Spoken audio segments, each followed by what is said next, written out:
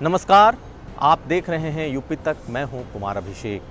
हम हाजिर हैं पिछले 24 घंटे के उत्तर प्रदेश के अहम खबरों को समेटे अपने न्यूज़ शो आज का यूपी में।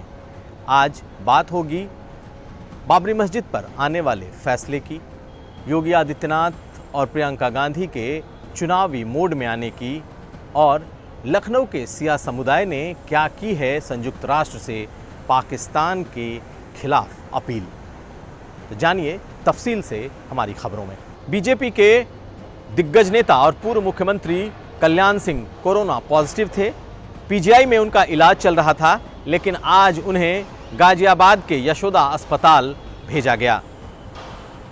उनकी हालत स्थिर बताई जा रही है, लेकिन बताया ये जा रहा है कि उन्हें बेहतर इलाज के लिए पीजीआई से गाजियाबाद के यशोदा अस्पताल ले जाया गया है।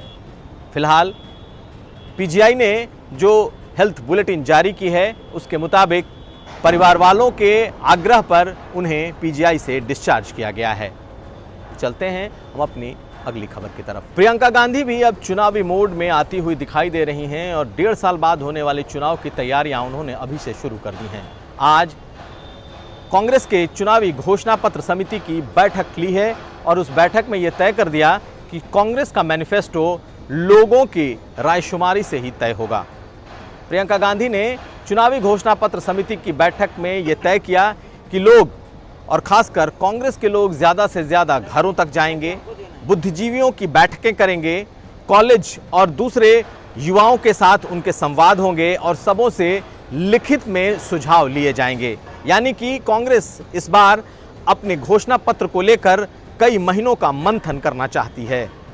कांग्रेस न सिर्फ लोगों से लिखित सुझाव लेगी, बल्कि ज़्यादा से ज़्यादा लोग अपने सुझाव सोशल मीडिया और दूसरे माध्यमों से भी कांग्रेस को भेज सकेंगे। और कांग्रेस का जब घोषणा पत्र तैयार होगा तो लोगों के सुझाव और लोगों की रायशुमारी से ही बनेगा। प्रियंका गांधी की आज की इस मीटिंग से तय हो गया कि अगले चुनाव में वो एक बड़े ही सीरियस प्लेयर के तौर पर चुनाव में आने वाली हैं। चलते हैं अपनी अगली खबर की तरफ। मुख्यमंत्री योगी आदित्यनाथ धीरे धीरे चुनावी मोड में आते हुए दिखाई दे रहे हैं। उन्होंने अफसरों को नसीहत दी है कि अब वो ज़्यादा से ज़्यादा जनप्रतिनिधियों, खासकर विधायकों और सांसदों की सुने और उनकी समस्याओं का निराकरण करें। लगातार मुख्यमंत्री योगी आदित्यनाथ अब विधायकों और सांसदों से बातें कर रहे हैं और जिले के तमाम अफसरों को ये निर्देश दिए जा रहे हैं कि वो विधायकों के हिसाब से नीतियों को भी तय करें और साथ साथ विकास योजनाओं को बनाएं। कुल मिलाकर ये कहा जा सकता है कि चूंकि अब 1.5 साल का वक्त चुनाव में बचा है, ऐसे में मुख्यमंत्री अब चुनावी मोड में दिखाई दे रहे हैं और टकराव के बदले सीधा संवाद की दिशा में बढ़ रहे हैं। चलते हैं हम अपनी अगली खबर की तरफ। लखनऊ में शियाओं के सबसे बड़े संगठन ने पाकिस्तान में अल्पसंख्यकों पर हो रहे अत्याचार को लेकर संयुक्त राष्ट्र संघ से अपील की है कि वो पाकिस्तान के इस मामले में दखल दे। पाकिस्तान में अल्पसंख्यक शियाओं पर जुल्म हो रहा है और जिसे लेकर लगातार खबरें आ रही हैं। आज लखनऊ में शियाओं के सबसे बड़े समूह और उसके बड़े नेताओं ने बाकायदा एक प्रेस कॉन्फ्रेंस की और प्रेस कॉन्फ्रेंस में मांग की है कि पाकिस्तान में जिस तरीके से शियाओं के साथ अत्याचार हो रहा है, जिस तरीके से उन्हें काफिर कहकर बुलाया जा रहा है, ऐसे में शियाओं की स्थिति खतरे में बनी हुई है और संयुक्त राष्ट्र संघ को इस मामले में पहल करनी चाहिए। आपको बता दें कि भारत में सबसे ज़्यादा शिया लखनऊ में मुखर तौर पर रहता है और देश और दुनिया में शियाओं की स्थिति पर हमेशा ही न सिर्फ चर्चा होती है, बल्कि यहाँ बड़े प्रदर्शन होते हैं। जिस तरीके से पाकिस्तान में कुछ दिनों में शियाओं पर जुल्म बढ़े हैं, उत्तर प्रदेश में लखनऊ में इसे लेकर चिंता दिखाई दे रही है और शिया नेता लगातार भारत सरकार और साथ साथ संयुक्त राष्ट्र संघ से मांग कर रहे हैं कि पाकिस्तान पर कार्रवाई की जानी चाहिए। चलते हैं अपनी अगली खबर की तरफ। उत्तर प्रदेश के कई जिलों से एक बार फिर कथित लव जिहाद के मामले सामने आए हैं।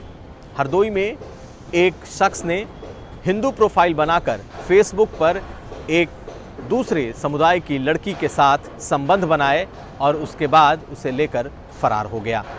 इस मामले ने वहां पर तूल पकड़ लिया और उसके बाद पुलिसिया कार्रवाई इसमें करनी पड़ी।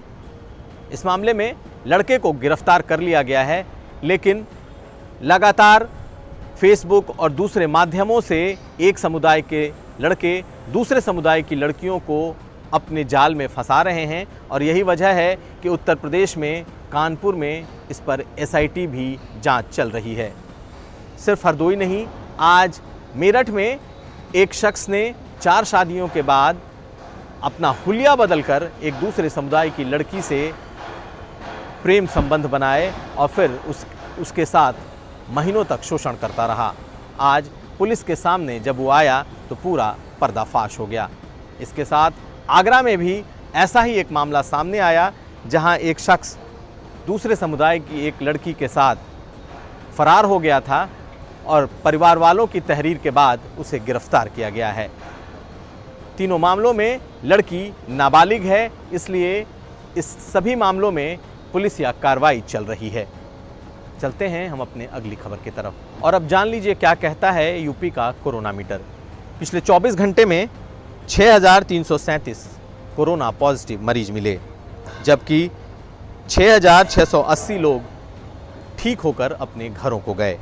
अब तक 24 घंटे में 86 लोगों की मौत हुई है, जबकि कुल मौतों की संख्या 4,690 हो चुकी है। तो ये था हमारा आज का कोरोना मीटर। आप देख रहे थे हमारा विशेष बुलेटिन आज का यूपी। हम फिर हाजिर होंगे अपने इस कार्यक्रम को लेकर। तब तक आप देखते रहिए यूपी तक।